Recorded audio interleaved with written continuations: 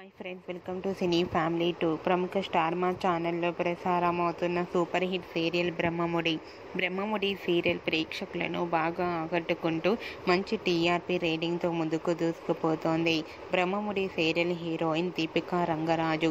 దీపిక ఈ సీరియల్లో కావ్య క్యారెక్టర్లో చాలా అద్భుతంగా నటిస్తూ తెలుగులో తన మొదటి సీరియల్తోనే మంచి పాపులారిటీని క్రేజ్ను దక్కించుకున్నారు.